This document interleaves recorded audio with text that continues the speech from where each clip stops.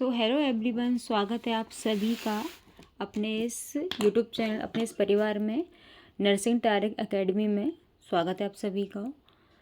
तो ये जो टॉपिक है प्रसव की अवस्थाएं, ये बहुत ही महत्वपूर्ण टॉपिक है। मिडवाइफरी से रिलेटेड ये क्वेश्चन, इसमें से जो भी थ्योरी है वो बनेगी, तो आप सभी लोग बनी रहिए। छोटा सा एक टॉपिक है प्रसव की अवस्थाएँ। तो चलिए स्टार्ट करते हैं। ये थ्योरी की क्लास है, आपके लिए बहुत ही महत्वपूर्ण है। वीडियो को स्किप ना करें, चैनल को सब्सक्राइब करें, बेल आइकन को प्रेस करें। तो चलिए स्टार्ट करते हैं क्लासेस को, टॉपिक को। उदरीय गर्भावस्था, अब्डोमिनल प्रेगनेंसी के दौरान ब्रक्सन हिक संकुचन नहीं पाए जाते हैं। पॉइंट नंबर है 2। दूसरा पॉइंट है, एक प्रीमी ग्रेविडा में गर्भवती होने का सबसे बेस्ट प्रमाण है स्तनों में परिवर्तन। सबसे कॉमन प्रेजेंटेशन सिफिलिस होता है।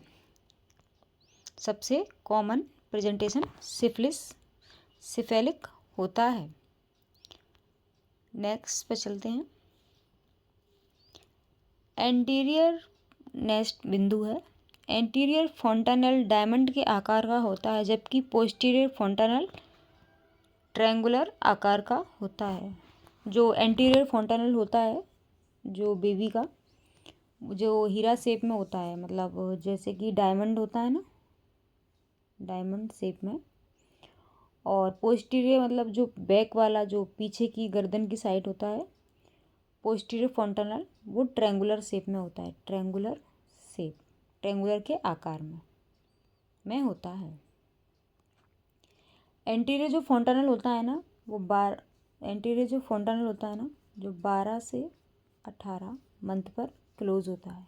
12 से 18 मंथ। और पोस्टीरियर जो फोंटानेल होता है ना, 6 to 8 वीक पे क्लोज हो जाता है। नेक्स्ट बिंदु पे चलते हैं। एक प्रीमी ग्रेविडा में प्रसव की द्वितीय अवस्था की अवधि लगभग 2 घंटे होती है, जबकि एक मल्टी ग्रेविडा में लगभग 30 मिनट होती है। एक प्रीमी ग्रेविडा में प्रसव की जो सेकंड स्टेज होती है वो 2 घंटे की होती है, जबकि मल्टी ग्रेविडा में लगभग 30 मिनट की होती है। मल्टी ग्रेविडा वह महिला होती है जिसने एक बच्चे से 2 बच्चों को जन्म दिया हो, और प्रीमी ग्रेविडा जिसने पहली बार प्रेगनेंसी हो। मल्टी ग्रेविडा होती है जिसकी एक प्रेगनेंसी दूसरी प्रेगनेंसी हो गई हो। जो कि प्रीमी ग्रेविडा की जो सेकंड स्टेज होती है वो 2 घंटे की होती है, और मल्टी ग्रेविडा में लगभग 30 मिनट की होती है।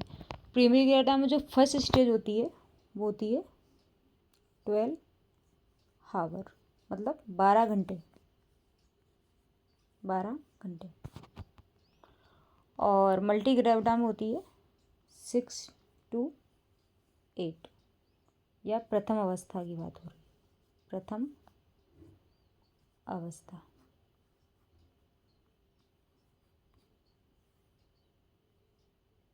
नेक्स्ट चलते हैं हम लोग।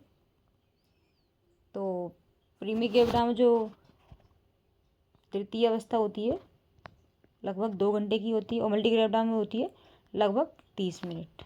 नेक्स्ट बिंदु पर चलते हैं।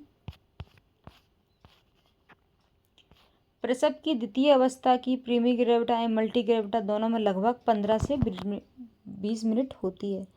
जो प्रसव की तृतीय अवस्था होती है ना, थर्ड स्टेज, तृतीय अवस्था, जो प्रीमी ग्रेविडा एवं मल्टी ग्रेविडा दोनों में ही 15 से 20 मिनट की होती है। 15 से 20 मिनट।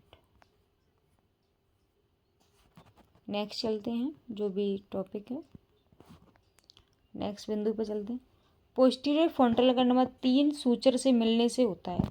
जो पिछला जो फ्रंटियर होता है, जिसका त्रिकोण, जो ट्रायंगुलर शेप में बताया है ना, त्रिकोण के टाइप का, वो होता है ट्रायंगुलर शेप, जो कि 3 सूचर के मिलने से होता है। अग्र में सेजाइटल सूचर और दोनों पाथरों में लेवडोइड सूचर होते हैं। और नेक्स्ट पे चलते हैं। एक सिंगल गर्भावस्था के दौरान कुल वेट गेन लगभग 11 किलो होता है। जो सिंगल प्रेगनेंसी होती है ना, सिंगल प्रेगनेंसी, उसमें जो वेट गेन होता है वो एक महिला का 11 किलो लगभग होता है, 11 से 12 किलो। नेक्स्ट बिंदु पर चलते हैं। द्वितीय पेल्विक को थर्ड मेनिपोड और लियोपोड भी कहते हैं।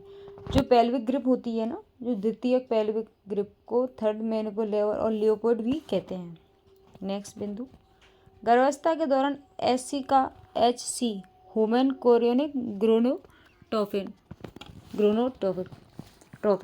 का उत्पादन प्लेसेंटा की सिनसाइटोट्रोपोब्लास्ट के द्वारा होता है।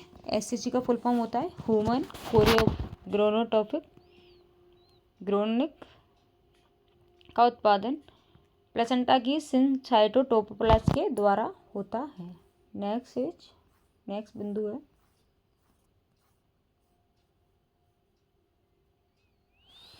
रेडियो इम्यूनोसे के द्वारा मैटरनल सीरम या मूत्र में HCG का निषेचन के 8 से 9 दिन बाद डिटेक्ट किया जा सकता है।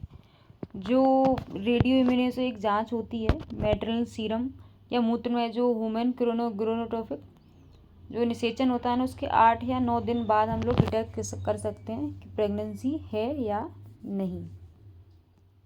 नेक्स्ट, सिफेलिक प्रेजेंटेशन के दौरान सबसे कॉमन प्रेजेंटिंग पार्ट बटक्स होता है। बटक्स जो बच्चे का जो हेड होता है ना, जो आगे वाला, उसको बोलते हैं बटक प्रेजेंटेशन, जो कि सबसे कॉमन होता है। गेस्टल एज की गणना अंतिम मासिक चक्र के प्रथम दिन से की जाती है। जो गेस्टल एज होती है ना, जो मासिक धर्म आता है, जो मेंस्ट्रुअल साइकिल के प्रथम दिन से इसकी गणना कर सकते हैं। ओवुलेटरी एज की गणना गेस्टल एज में 14 घटाकर की जाती है।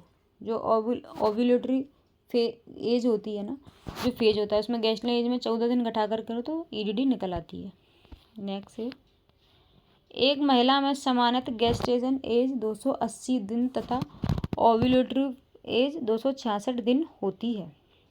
सामान्यतः गेस्टेशन एज 280 दिन तथा ओवुलेटरी एज EDD हम लोग काउंट करते हैं तो 266 दिन से हम लोग काउंट कर सकते हैं लास्ट मेंस्ट्रुअल पीरियड।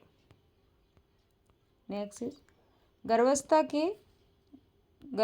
के 16वें सप्ताह पर गर्भाशय की हाइट सिम्फाइसिस प्यूबिस एवं अम्बलाइकस के मध्य हो जाती है। जो अब्डोमिनल एरिया होता है, समझ लेते हैं। जो हाइट होती है ना, जो गर्भाशय की जो हाइट होती है, fundal height, symphysis pubis umbilical, ये अम्बलाइकस हो गई, के मध्य होती है, यहाँ होती है। नेक्स्ट चलते हैं। नेक्स्ट बिंदु, रक्तदाब का कम हो जाना, हाइपोटेंशन तथा हृदय धड़कन का बढ़ जाना ट्रैकेकार्डिया PPH के प्रमुख लक्षण हैं। पोस्टपार्टम PPH का फुल फॉर्म होता है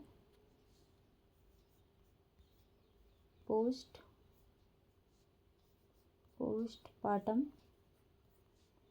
हेमरेज।